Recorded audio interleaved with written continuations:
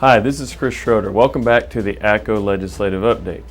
Well, floor work continued on JCAB bills this week, including the $12.59 billion budget bill. The budget bill, House Bill 2766, passed both the House and Senate and heads to the governor.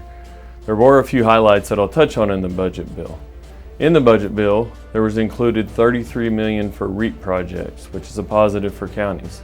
Also, $12.5 million was included for mental health. This is the same mental health grant program that went to the Department of Mental Health last year. $18 million was included for the sheriff's grant, which is the same amount that was included last session. And also there's a $9 million for ad valorem reimbursement to counties for veterans exemptions. There are also a few companion bills to the budget that affect counties. First, Senate Bill 1168. This is a bill that increases the tort cap limits. For example, the general liability tort cap limit was $25,000. It will now move to $75,000. So this is a bill that will affect any tort claims the counties receive.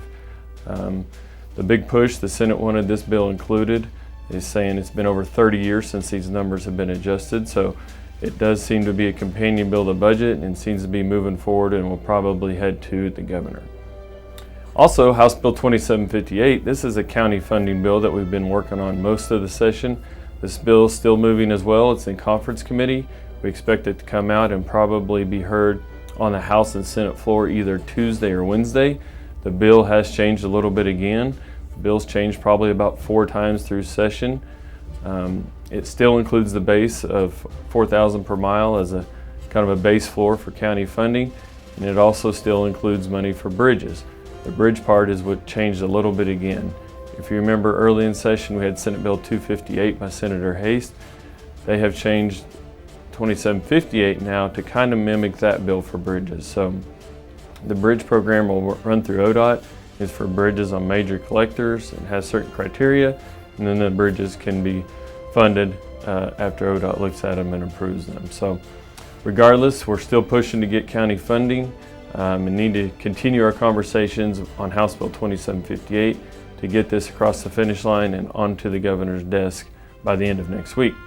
We have a couple other bills that have been on the governor's desk that need to touch on. First, House Bill 1666, which is our grading the roads bill without calling Okie 811.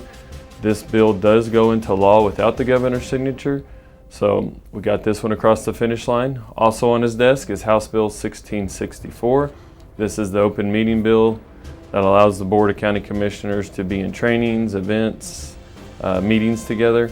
This bill is still on the governor's desk. We've had several conversations with his staff and feel confident we're going to get the bill signed or it will go into law without a signature, but we do not have any confirmation on that as of right now. So hopefully early next week we'll know if 1664 has been signed.